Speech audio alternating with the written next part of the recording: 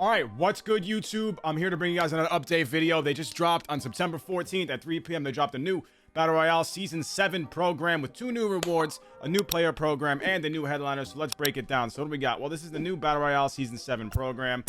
The missions, usual stuff, except the new players are All-Star Tony Watson. You need Ks with him. Extra base hits with Breakout Rougned Odor. 8 total bases with Breakout Johan Camargo. Hit a home run with All-Star Corey Dickerson. 3 Ks with rookie Andres Munoz. And home runs with Tome.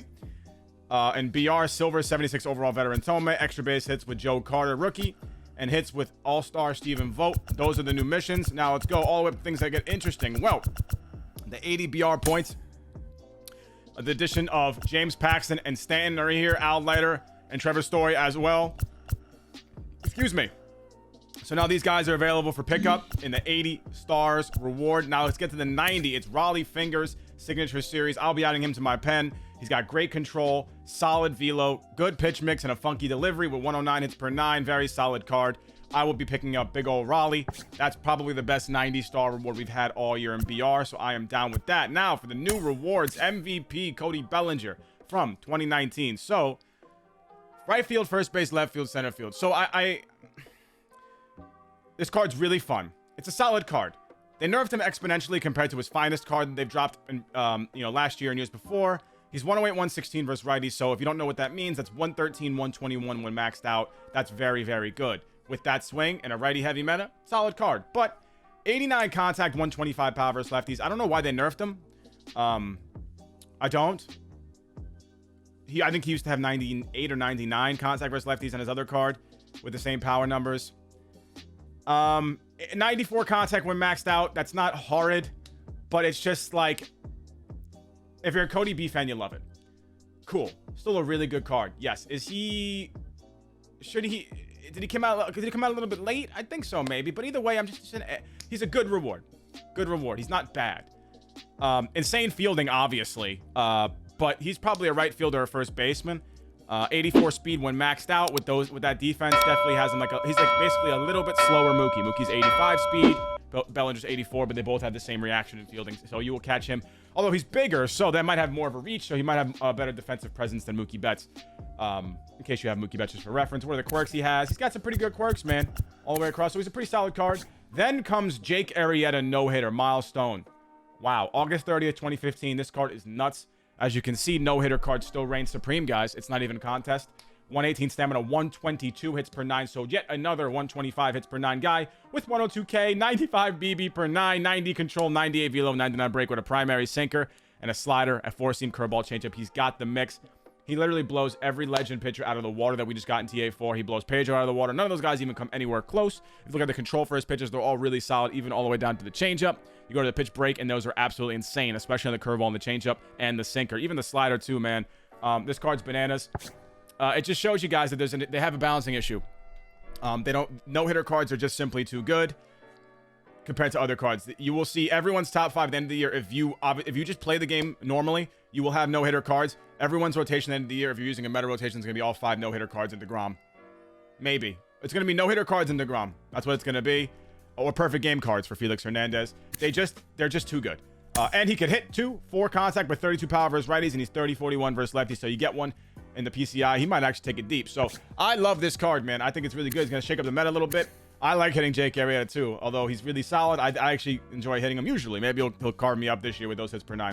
So we'll give it a shot. Those are the new rewards, so definitely get to grinding. I'm sitting on a 6-0 run right now, so I will be pushing towards getting that done. Now, what is the new content? Well, there's more stuff. Keith Hernandez player program to commemorate the 1986 documentary about the New York Mets and the championship team. Honestly, a really solid Keith Hernandez card, man. 114, 110 contact, 75, 73 powers. He gets to 80 on one side. That's the first time I think I've ever seen that on a Keith Hernandez card. I'm not mad about it at all. I love it. 94 fielding, so thank God it gets to 99. I'm surprised it was that low, to be honest. He is literally the most gold gloves at first base of all time. Arguably the greatest defender at first base in history. My opinion, he is. He literally forced the wheel play to be invented. Like, he created the wheel play. Essentially, he was the first guy to start viciously charging on bunts. With reckless abandon. He literally changed baseball and the way bunting used to work. 62 speed gets to 67. Twerks, hitting machine, 2020 vision. I think he will acquire, if everything goes correct, I think once you reach 75 power on both sides, you acquire bomber. I believe so. So we'll see when he gets to 75 power against lefties at parallel 2, and I'll let you guys know, or you guys can check it out.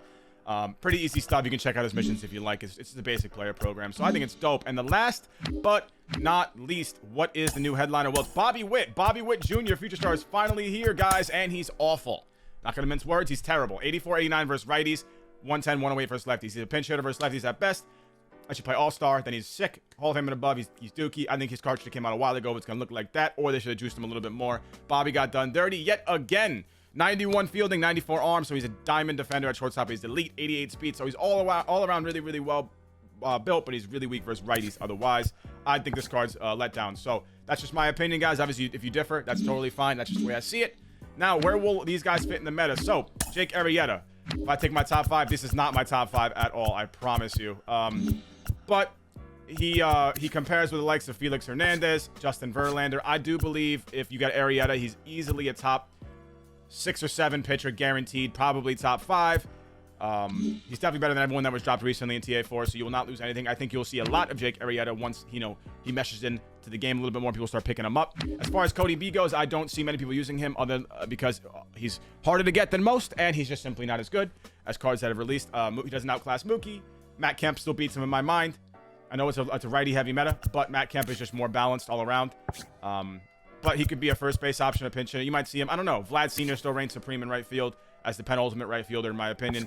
If you don't count Mookie Betts, you just compare the like of Bellinger versus Acuna card. Similar, honestly. I think the Acuna is all around better. He's a faster card. Defense is where it needs to be. There's not that much. If there was animations locked to Diamond and Gold, then maybe. But he's got the arm way faster, and he's got more all-around hitting attributes that seem more balanced. So, and he was a free card from July. But Belly's still a really solid card. I think it's super dope for the game. Great content. I like the Belly. I love the Jake Arrieta. So W's from me. No complaints. Bobby Witt. That's an L. But I never really expect anything from headliners. So I'm not going to act like I do. And as far as Keith Hernandez goes, big thumbs up for me. I'm a little biased though as a Met fan. I think no one's going to really complain. That card is better than any Keith we'd ever expect. So if you thought Keith Hernandez was going to be better than that, that's on you and nobody else, because that's what Keith's going to look like. An MVP Keith would be really nice to see, though, when he won co-MVP with Willie Stargell. Although he got snubbed, he should have won it. Willie only got that MVP because his team won the World Series that year. But anyways, I think Keith would be sick as an MVP, but this card's just as good nonetheless. That's all I got for you guys, man. Very short one, very little quick update, but I hope you guys enjoyed it. It was informative. And go get these cards, guys. Have some fun with them and overall enjoy the game, man. If you're not enjoying it, no point. So hope you liked the video. Hope you enjoyed it. Hope you enjoy the rest of your day. I'll see you guys later.